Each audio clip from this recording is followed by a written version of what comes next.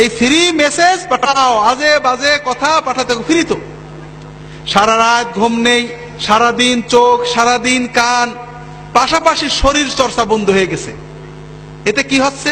একদিকে ব্রেনটা কেজি হচ্ছে, শরীর অসুস্থ হচ্ছে। যুবক কিশোর ভাইদের বলবো, 25-30 বছর পর্যন্ত শরীরের গ্রোথ থাকে। তুমি বুঝতে পারো না, 5 দিন ঘুমাওনি, বুঝতে পারছো না, কিন্তু বুঝবে কখন? যখন আর ব্যাকে আসা, রিভার্স গিয়ারে দেওয়ার কোনো সময় থাকবে না। 30 বছরে যে দেখবে তুমি নিঃশেষ হয়ে গেছো, তোমার চোখ, তোমার কান, তোমার দেহ, তোমার এনার্জি, শক্তি নেই, তুমি হাঁটনি। আল্লাহ দেহটাকে বানিয়েছিলেন, আল্লাহ রাসূলের সুন্নত, খেলাধুলো করতে হবে, দৌড়াতে হবে, ফুটবল খেলবে, হাডুডু খেলবে, গোল্লা শুট খেলবে, ঘোড়দৌড় করবে, 1-2 ঘন্টা পরিশ্রম করবে, এরপরে ব্রেনের কাজ করবে, নির্দিষ্ট সময় ঘুমাবে। এইভাবে আল্লাহর নিয়মে চলতে হবে। আল্লাহর নিয়ম বাতিল করা হয়েছে, শরীর চর্চা হয়নি, খেলাধুলো হয়নি, ব্রেনের উপরে লোড বেশি পড়েছে, সারাদিন আজে বাজে দেখা, সারাদিন শোনা, ঘুম কামাই হয়েছে। এরপরে খাওয়ার ভিতরে মাশাআল্লাহ তাবারাকাল্লাহ সব ভেজাল এবং বিষাক্ত কেমিক্যাল দিয়ে মুরগি, ফুলানো মুরগি খেয়ে খেয়ে আমরা বড় হচ্ছি, ঠিক না ভাই? তাহলে আমাদের এই ছেলে মেয়েদের ভবিষ্যৎ কি উজ্জ্বল না অন্ধকার? এদেরকে বাঁচাতে হলে কি করতে হবে? বেশি বলার সময় নেই। আপনাদের একটা বিষয়ের প্রতি দৃষ্টি আকর্ষণ করছি। দুনিয়াতে কেউ কি বলে যে আমরা জিনা ব্যভিচারের প্রসার চাই? বলে নাকি? বলে নাকি? অনৈতিকতার প্রসার চাই? বলে নাকি? মাদকতার প্রসার চাই কেউ বলে? যত দল মত, আস্তিক নাস্তিক, ইহুদি নাসারা, মুসলমান, মোল্লা, হুজুর, যেই হোক, কেউ কি বলে নাকি যে আমরা এইগুলো বেশি করুক, দেশে অনৈতিকতা হোক, ব্যভিচার হোক, অ্যাসিড ছড়াক, ইভ টিজিং বাড়ুক? এটা কেউ বলে নাকি? বলে নাকি ভাই? বলে না। সবাই বলে এগুলো দূর করতে হবে, বদলে দাও, ভালো হয়ে যাও, প্রতিজ্ঞা করো আর খারাপ করবো না, সবাই বলবে। কিন্তু এখানে ইসলামী সিস্টেম আর বাণিজ্যিক সাম্রাজ্যবাদীদের সিস্টেমের ভিতরে পার্থক্য আছে। বাণিজ্যিক সাম্রাজ্যবাদীরা, আন্তর্জাতিক বেনিয়ারা, তাদের পদ্ধতি কি? মদ বিক্রি করবে, এটা নাগরিক অধিকার, যে ইচ্ছা মদ খাবে। বিড়ি সিগারেট বিজ্ঞাপন দেবে, বিক্রি করবে, এটা নাগরিক অধিকার, যে চাই খাবে। লক্ষ লক্ষ কোটি কোটি ডলার তুমি মদ বেচে আয় করবে, সিগারেট বেচে আয় করবে, যৌন উদ্দীপক, ব্যভিচার প্রসারক জিনিস বিক্রি করে করে আয় করবে। এরপরে 2-4 লাখ টাকা তুমি এইডস ফান্ডে, ধূমপান নিরোধ ফান্ডে, ক্যান্সার ফান্ডে, মাদকতা বিরোধী ফান্ডে প্রচারে দান করে দেবে। আমার কথাটা কি আপনারা বুঝতে পেরেছেন? তারা বলবে মদ চালু থাকবে, মদ প্রচার হোক, এটা একটা না মানুষের অধিকার, যে চাই খাবে। মাদকতা প্রচার হোক, এটা হোক সেটা হোক, তবে এগুলো খারাপ, মানুষকে বুঝাতে হবে। কথাটা কি বুঝতে পেরেছেন? এটা হলো তাদের বাণিজ্যিক স্বার্থে কোটি কোটি মানুষের রক্ত চুষে আয় করছে। খুব ভালো করে বুঝুন, ইসলামের নীতি হলো না, মানুষের অধিকার অবশ্যই আছে, যেটা না করলে মানুষের মৌলিক বিষয় লঙ্ঘিত হয় ওটা হাত দেওয়া যাবে না। কিন্তু মদ না খাইলে কি মানুষের মৌলিক বিষয় লঙ্ঘিত হয় নাকি রে ভাই? বিড়ি না খাইলে কি মানুষের মৌলিক বিষয় লঙ্ঘিত হয় নাকি? ইসলামের কথা, ওদের কথা হলো মেলা চলবে, ছেলে মেয়ে বেহায়া নাচ চলবে, অশ্লীলতা চলবে, কিন্তু বলতে হবে যে তোমরা হেরোইন খাও না, ব্যভিচার করো না, ইভ টিজিং করো না। ছেলে মেয়ে আড্ডা দেবে, অশ্লীল সিনেমা দেখবে, কিন্তু বলতে হবে ইভ টিজিং করো না। ইভ টিজিং বলেন? ইভ টিজিং মানে হলো মেয়েদের উত্তক্ত করা, কোনো মেয়েকে খারাপ বলা। আমরা বলবো সিনেমা চলবে, উত্তক্ত করার ছবি চলবে, ভিলেনদের চিত্র দেখবে, অশ্লীল ছবি দেখবে, নাচ গান দেখবে, মেয়েদের সাথে ফুর্তি করবে, তবে কোনো মেয়েকে তুমি বাজে কথা বলতে পারবে না। হবে নাকি ভাই? এটা তুমি সব করবে, সিনেমায় হিরোইনদের মদ খাওয়া দেখবে, তবে তুমি নিজে কোনো হিরোইন টিরোইন খেও না। হবে নাকি? হাজেরিন, ইসলামের নির্দেশ হলো এই সমস্ত বিষয়ের রুট কজকে বন্ধ করা, অর্থাৎ মাদকতা রোধ করো, মদের প্রসার রোধ করো, মদকে নিষিদ্ধ করো, ধূমপানকে নিষিদ্ধ করো, যেটা অশ্লীলতা ছড়া এগুলো নিষিদ্ধ করো। সমাজের আমাদের যুবক কিশোরেরা তাদের রক্তের উন্মাদনায়, রক্তের মাদকতায় যেন ওর ভিতরে ঢুকে না পড়ে, কারণ একবার ঢুকে পড়লে বেরিয়ে আসা তাদের জন্য কঠিন হয়ে যাবে, ঠিক না ভাই? আমি আপনাদের অনুরোধ করব, যারা সমাজের নেতৃস্থানীয় আছেন, আল্লাহর ওয়াস্তে বলছি, একদিন আল্লাহর কাঠগড়ায় আমাদের দাঁড়াতে হবে। খুব ভালো করে বুঝুন, আল্লাহ কোরআন কারিমে বলেছেন, ইন্নাল্লাযীনা ইউহিব্বুনা আন তাশিআল ফাহিশাতু ফিল্লাযীনা আমানু লাহুম আযাবুন আলীমুন ফিদ দুনিয়া ওয়াল আখিরাহ ওয়াল্লাহু ইয়ালামু ওয়া আনতুম লা তা'লামুন। যারা ভালোবাসে, পছন্দ করে যে মুসলিম সমাজে, মুসলমানদের ভিতরে অশ্লীলতা, বেহায়াপনা ছড়িয়ে পড়ুক, প্রসারিত হোক, তাদের জন্য দুনিয়ার জীবনে রয়েছে যন্ত্রণাদায়ক শাস্তি এবং আখিরাতে রয়েছে যন্ত্রণাদায়ক শাস্তি। আর আল্লাহ জানেন, তোমরা জানো না। আমি আপনাদের বলবো যে এই যুবক কিশোরদের ঈমান রক্ষা করার জন্য, আমাদের আগত প্রজন্মগুলোকে অশ্লীলতা, বেহায়াপনা, অবক্ষয় থেকে রক্ষা করার জন্য শুধু নসিহত নয়, মেকানিজম তৈরি করতে হবে, আদর্শ স্থাপন করতে হবে, তাদেরকে ভালোকে উৎসাহ দিতে হবে, খারাপ থেকে নিষেধ করতে হবে, নিরুৎসাহিত করতে হবে। আর এই জন্য অনেক বিষয়ের পাশাপাশি সবচেয়ে বড় বিষয় হলো তাদেরকে মসজিদমুখী করতে হবে, নামাজমুখী করতে হবে, দ্বীনমুখী করতে হবে, ধর্মীয় চেতনাও তাদের ভিতরে আনতে হবে, আল্লাহর ভয় আনতে হবে। বিশ্বাস করেন, এই নগ্ন সমাজেও অনেক ছেলে মেয়ে আছে, শুধু একমাত্র মাওলানা সাহেবের কথায় এখনো সে নিজেকে পবিত্র রেখেছে, এখনো নামাজ পড়ে আল্লাহর পথে থাকতে চায়। তার পিতামাতা তাকে ছেড়ে দিয়েছে, তার স্কুল, তার প্রতিষ্ঠান, তার সকল প্রচার মাধ্যম তাকে পাপের পথে থাকে, বাবের দিকে তাদেরকে আহ্বান করে। এরপরেও ওই যুবক, ওই কিশোর শুধুমাত্র ঈমানী চেতনায়, শুধুমাত্র আল্লাহর ভয়ে এখনো ভালোর পথে থাকে। এইরকম শত শত হাজার হাজার যুবক আমাদের দেশে রয়েছে। হাজরিন, কিন্তু এরা কতদিন থাকবে? চারিদিকে ঈমান চোর কারখানা খোলা হয়েছে, বাঁচাতে হবে। হাজরিন, এই বাঁচানোর, আমার ছেলে, আপনার ছেলের ঈমান বাঁচানোর দায়িত্ব আমাদের সরকারের, ঠিক না ভাই? ছেলে কার? আর আমার ছেলের ঈমান বাঁচানোর দায়িত্ব সলিমউদ্দিনের বাপের, নাকি কার? আমার ছেলের বাপের, ঠিক না? পরের ঘাড়ে দোষ দিয়ে আল্লাহর কাছে পার হবেন না। দুনিয়ায় হয়তো লিখসার দেওয়া যাবে। বড় আফসোস লাগে, আমাদের মুসলমান অভিভাবকেরা, ঢাকা শহরের মানুষেরা সারাদিন ব্যবসা করেন, চাকরি করেন, অবসর সময় টিভি দেখেন, ক্লাবে যান, কিন্তু ছেলে মেয়েদেরকে সময় দেন নাকি? দেন নাকি ভাই? আল্লাহর রাস্তে বলছি, আমি শেষ করে দেব। ছেলে মেয়েদের সময় দেন। আপনার টাকা, আপনার বাড়ি, আপনার গাড়ি, আপনার সোসাইটি, আপনার বাণিজ্য, আপনার রাজনীতি, সবচেয়ে বড় হলো আপনার সন্তান। আপনার টাকা, আপনার বাড়ি, আপনার গাড়ি কোনোটাই জান্নাতে যাবে না, জান্নাতে নেবে না। কিন্তু খুব ভালো করে বুঝুন, আপনার ছেলে, আপনার মেয়ে, আপনার পরিবার, এটা আপনার দুনিয়ার পরিবারকে জান্নাত বানাবে এবং এরা আপনাকে জান্নাতে নেবে, আপনার সাথে জান্নাতে যাবে। যদি আপনি সময় দিতে পারেন, ছেলে মেয়েদের কাছে সময় দিন। প্রতিদিন 3 বেলা ছেলে মেয়েদের নিয়ে একসাথে খাওয়া দাওয়া করুন, তাদের সাথে বেড়ান, তাদেরকে সময় দিন, তাদের সাথে নিয়ে মসজিদে যান, নামাজ পড়েন। এইভাবে করতে থাকুন, ছেলে মেয়ে ভালো থাকবে। ছেড়ে দিয়েছেন, অনেক দূরে চলে গেছে, এখন টানবেন, আর পিছনে আসতে পারবে না। আমি আমার যুবক কিশোর, যুবতী কিশোরী ভাই বোনদের বলবো, সমাজ তোমাদের পক্ষে নয়, ঈমান চুরির পক্ষে। পিতামাতা তোমাদের ছেড়ে দিয়েছেন, তবে অন্তত নিজেদের ভবিষ্যতের দিকে তাকিয়ে, দুনিয়ার ভবিষ্যৎ, আখিরাতের ভবিষ্যতের দিকে তাকিয়ে নিজেরা সাবধান হও। দুনিয়াতে অপরাধ হবে, পাপ হবে, অন্যায় ভুল হবে, তবে দুটো বিষয় খুব ভালো করে মনে রাখো। নামাজটা কখনো ছেড়ো না। নামাজ, যদি সিনেমা হলে থাকো বেরিয়ে এসে নামাজ পড়বে, যদি খেলার মাঠে থাকো ওয়াক্ত মতো নামাজ পড়বে। নামাজটা কখনোই ছাড়বে না, যত কিছুই হোক সময় মতো নামাজ পড়বে। আর অশ্লীলতাকে, মাদকতাকে বিষের মতো পরিত্যাগ করবে। এই দুটো বিষয় যদি তুমি ঠিক রাখতে পারো, ইনশাআল্লাহ অন্যান্য ভুল ত্রুটি তওবা করবে, ভালো হবে, খারাপ হবে, এই নামাজ তোমাকে আল্লাহর পথে টিকিয়ে রাখবে।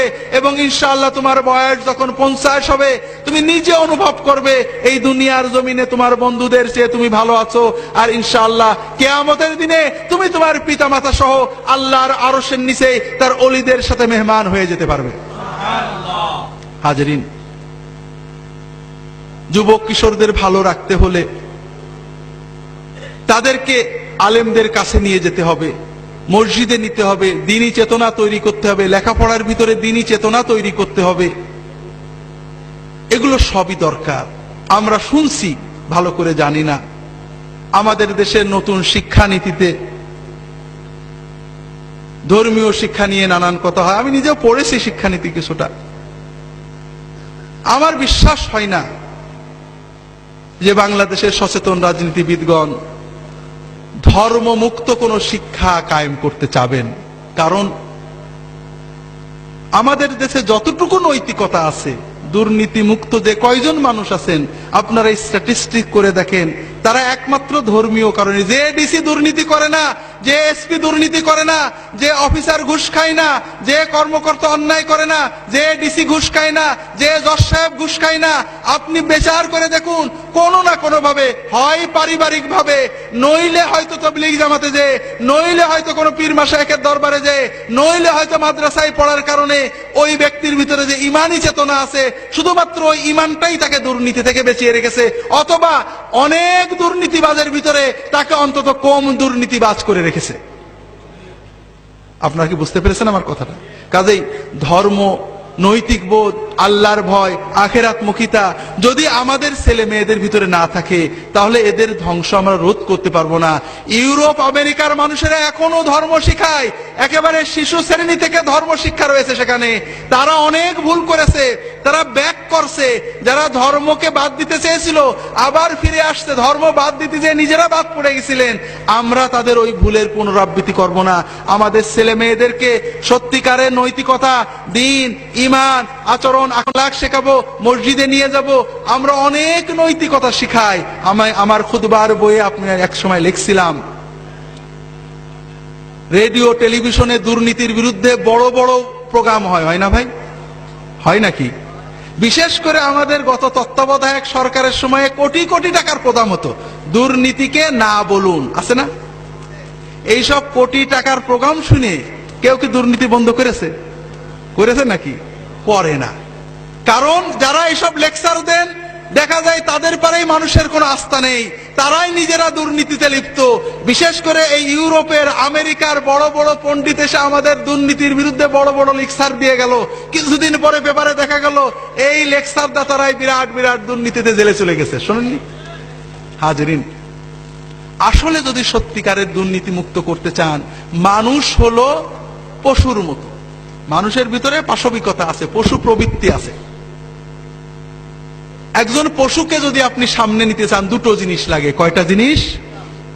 একটা হলো ভয় আর একটা হলো লোভ। এই দুটো জিনিস লাগে। মানুষেরও দুটো জিনিস লাগে, একটা ভয় আর একটা কি? লোভ। আপনি যদি দুর্নীতি দমন করতে চান, সুশীল সমাজ গড়তে চান, সুন্দর সমাজ গড়তে চান, লোভ এবং ভয়কে উজ্জীবিত করতে হবে। সেই লোভ এবং ভয় বিবেকের হতে পারে, সমাজের, রাষ্ট্রের, আইনের হতে পারে, আল্লাহর হতে পারে। বিবেককে বুঝ দেওয়া যায়, আইনকে ফাঁকি দেওয়া যায়। ইউরোপ আমেরিকাতে দুর্নীতি কম আছে আইনের শাসনের কারণে, আইনের কারণে। কিন্তু আমাদের দেশে আমরা আইনকে যে ফাঁকি দেওয়া যায় সবাই জানি। দুর্নীতিতে 50 বছরের শাস্তি, পরের কেসে দেখা যাচ্ছে 0 হয়ে যাচ্ছে। হচ্ছে না ভাই? কে যে দুর্নীতিবাজ আর কে যে ভালো, আল্লাহ তাআলা ছাড়া আমরা কেউ বুঝে কুল পাই না, ঠিক না? হাজরিন, ভয়, আইনের ভয় দুর্নীতি দমন করে কিছুটা। যে দেশে আইন খুব কঠোর আছে, প্রকৃত দুর্নীতি দমন করে আল্লাহর ভয়। কিসের ভয়? যখন বান্দা জানে যে আইনকে ফাঁকি দেওয়া যাবে, ফাঁসির দড়িকে পাল্টে দেওয়া যাবে, জজের রায়কে পাল্টে দেওয়া যাবে, রাজনৈতিক প্রভাব কাটানো যাবে, কিন্তু আল্লাহর চোখে ফাঁকি দেওয়া যাবে না। আমি যে অন্যায় করেছি আল্লাহ দেখেছেন, আল্লাহ আমার উপরে, আমার আওলাদের উপরে গজব দেবে, আমাকে আল্লাহর কাছে জবাব দিতে হবে।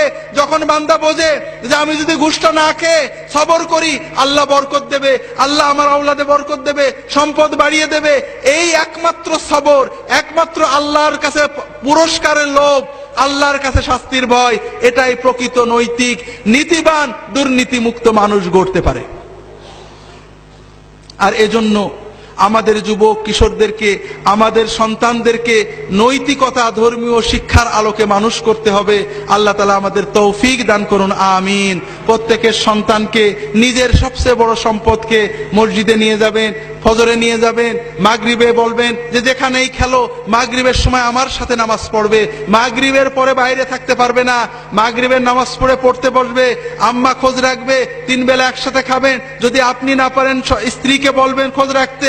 এইভাবে সন্তানদেরকে অন্তত 20 বছর পর্যন্ত চোখের ভিতরে রাখবেন। আল্লাহ তাআলা হেফাজত করুন, আমিন। আমি আর লম্বা করছি না, অনেকক্ষণ বলা হয়ে গিয়েছে। আপনারা আমার জন্য দোয়া করবেন। আমার লেখা বইগুলো আছে, মুখে যে কথা বলি সব কথা ঠিক থাকে না, এক কথা থেকে আরেক কথা চলে যায়। আমার লেখা বইগুলো ওই গেটের কাছে আসুন্নাহ পাবলিকেশনসের স্টলে আছে। এই মাহফিল উপলক্ষে 40 থেকে 50% কমিশন দিয়ে মাত্র 5-10 টাকা এই আমাদের খরচপত্র রেখে বিক্রয় করা হচ্ছে। ইহয়াউস সুনান, সুন্নতের পুনরুজ্জীবন পড়বেন। হাদিসের নামে জালিয়াতি, সর্বশেষ আল মাওজুআত, ইসলামের নামে জঙ্গিবাদ। ইসলাম কি, জঙ্গিবাদ কি, জিহাদ কি, বাইবেলের জিহাদ কি, ইউরোপের জিহাদ কি, ইসলামের জিহাদ কি, একামতে দিন কিভাবে হবে, দিনই রাষ্ট্র প্রতিষ্ঠা, আমাদের বাংলাদেশ ইসলামী রাষ্ট্র নাকি তাগুতি রাষ্ট্র, সব কথা কোরআনের আলোকে সুন্নাতের আলোকে পরিষ্কার বলা হয়েছে। সিলেট ক্যান্টনমেন্ট থেকে আর্টিলারি বিভাগের একজন অফিসার ফোন করেছেন, কর্মকর্তা, বড় অফিসার, যে আমরা জঙ্গিবাদের বিরুদ্ধে কাজ করার জন্য জঙ্গিবাদ বিষয়ক অনেক তথ্য জোগাড় করেছিলাম, কিন্তু আপনার বইটা পড়ার পরে মনে হচ্ছে আমরা যা কিছু জোগাড় করেছিলাম এতে 4 আনাও হয়েছিল না, 12 আনা আমাদের অজানা ছিল। কিভাবে জঙ্গিবাদ দমন হবে? জঙ্গিবাদের নামে যদি ইসলাম দমন করেন তাহলে কি পরিণতি হতে পারে? কিভাবে আমাদের পূর্ববর্তী উলামা মাশায়েখ দিনের দাওয়াত দিয়েছেন, দিন কায়েম করেছেন, যারা দিনের দায়ী তাদেরও পড়া দরকার, যারা সমাজের চিন্তা করেন তাদেরও পড়া দরকার। কোরআন সুন্নাহর আলোকে শবে বরাতের সহিহ হাদিস কি, জাল হাদিস কি, সুন্নত আমল কি, সুন্নতের খেলাফ আমল কি, মাসনুন ওজিফা, আল্লাহর পথে দাওয়াত ইত্যাদি বইগুলো রয়েছে। সর্বশেষ আল মাওজুআত বইটা আছে, আপনারা দেখবেন, স্টলে সাজানো আছে, কিনবেন, আমার জন্য দোয়া করবেন। বইগুলো কিনলে আমি 2-10 টাকা লাভ করি, অর্থাৎ রয়্যালটি পাই, এটা হলো আমার মূল উদ্দেশ্য। দুলা ভাইকে 10 টাকা দিতে আপনাদের অনেক আপত্তি নাকি? এই 2-10 টাকা পাওয়াটা আমার মূল মাকসুদ। আর যদি এর পাশাপাশি আপনারা দোয়া করেন আল্লাহর কাছে, সেই দোয়ার ওসিলায় হয়তো আল্লাহ তাআলা নাজাত দিতে পারেন। সিদ্দিকিয়া মিডিয়া সেন্টার থেকে দেখছি আমার ক্যাসেট বেরোইছে। আমি রিয়াদে থাকতে কিছু আলোচনা করতাম, প্রায় 30-35টা ক্যাসেট ওরা সার্কুলেট করত, সেগুলো বিষয় ভিত্তিক ছিল, এগুলো আর পরে প্রকাশ করা হয়নি। যাই হোক, আমার আলোচনার কিছু ক্যাসেটও পাওয়া যাবে ওখানে সিদ্দিকিয়া মিডিয়া সেন্টারে, আপনারা নিয়ে যাবেন ইনশাআল্লাহ। আল্লাহ তাআলা সবাইকে হেফাজত করুন, আমিন। সুবহানাকাল্লাহুম্মা ওয়া বিহামদিকা আশহাদু আল্লা ইলাহা ইল্লা আনতা আস্তাগফিরুকা ওয়া আতুবু ইলাইক। রাসূল সাল্লাল্লাহু আলাইহি ওয়াসাল্লাম হাজির নাজির কিনা, যেসব ইমাম খতিব হাজির নাজির পড়ে তাদের পিছনে নামাজ পড়া জায়েজ কিনা? আমাদের ফুরফুরার পীর ও মুর্শিদ মুজাদ্দিদ জামান আবু বকর সিদ্দিকী রাহমাতুল্লাহ আলাইহি তার বক্তব্যে, লিখিত ওয়াজে, আল্লামা রুহুল আমিন সাহেবের বিভিন্ন কেতাবে, তার উদ্ধৃতিতে, আল্লামা সাইফুদ্দিন সিদ্দিকীর কেতাবে বারংবার উদ্ধৃতিতে বারংবার লেখা হয়েছে, কেউ যদি মনে করে আল্লাহর রসুল হাজের নাজের অথবা আল্লাহ ছাড়া অন্য কেউ হাজের নাজের, কোন পীর অলি হাজের নাজের, ওই ব্যক্তি কাফের। এটা ফুরফুরার আকীদা, এটা আমাদের কথা পরিষ্কার। একমাত্র সদা হাজির নাজির মানে হলো সদা সর্বদা সর্বত্র বিরাজমান, সবকিছু দেখছেন, এই ধরনের সিফাত একমাত্র আল্লাহ তাআলার ক্ষেত্রেই প্রযোজ্য। কাজেই যারা বলেন আল্লাহ রাসূল হাজির নাজির, এটা ফুরফুরার মানহাজে, ফুরফুরার মুজাহিদান আবু বকর সিদ্দিকীর মতে, আল্লামা রুহুল আমিন সাহেবের বিভিন্ন কেতাবে, আল্লামা সাইফুদ্দিন সিদ্দিকীর বিভিন্ন কেতাবে বারংবার উল্লেখ করা হয়েছে যে এই বিশ্বাস করা কুফরি, এরকম বিশ্বাস করলে ওই ব্যক্তি কাফের হয়ে যাবেন। যারা ইমামরা না জেনে করেন তাদেরকে নসিহত করবেন, বুঝাবেন, বুঝানোর পরও যদি না বোঝেন তাহলে তার পিছনে নামাজ হবে না। আল্লাহ তাআলা সবাইকে তৌফিক দান করুন, আমিন। সুবহানাকাল্লাহুম্মা ওয়া বিহামদিকা আশহাদু আল্লা ইলাহা ইল্লা আনতা আস্তাগফিরুকা ওয়া আতুবু ইলাইক।